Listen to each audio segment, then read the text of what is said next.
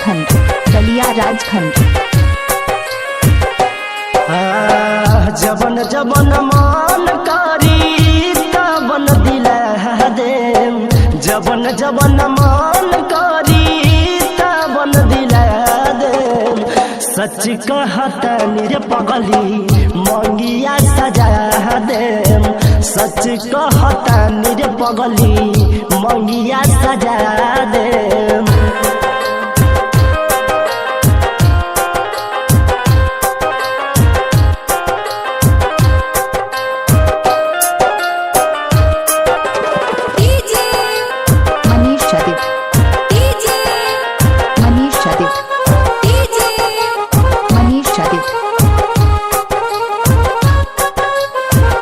राजखंड, बलिया राजखंड।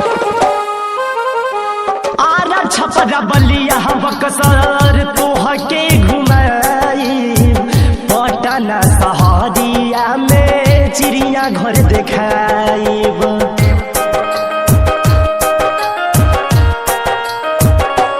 हो आरा छपरा बलिया बक्सर तोहके घुमाई, पटना शहरिया में चिड़िया घर देखाइब।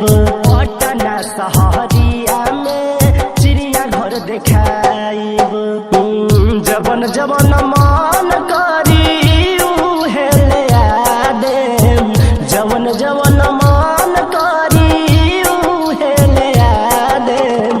सच कहता निर पगली मंगिया सजा देम, सच कहता निर जानू मंगिया सजा देम।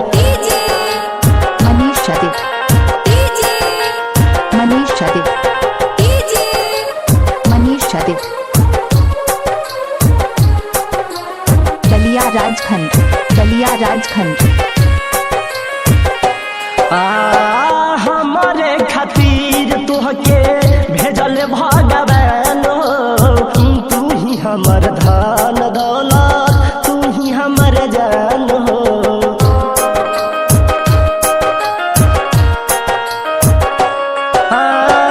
हमरे खातिर तू हरा के भेजल भगवान हो, तू ही हमर धन दौलत, तू ही हऊ जान हो। तू ही हमर धन दौलत, तू ही हऊ जान हो।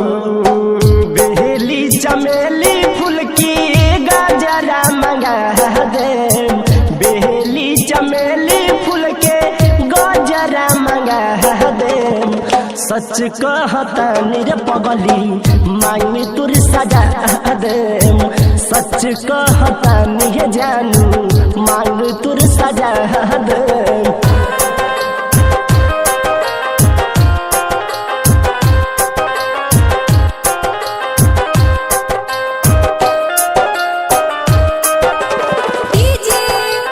मनीष देव,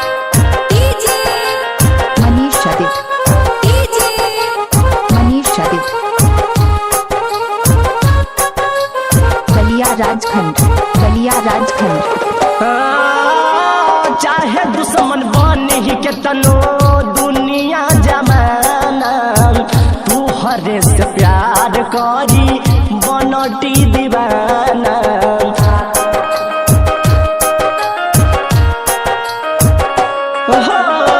चाहे दुश्मन बनी के तनो दुनिया जमाना, तू हरे से प्यार करी बनटी दीवाना। तू हरे से प्यार करी बनटी दीवाना। राजेश देव सोनू बतिया बता देम, राजेश देव सोनू बतिया बता देम।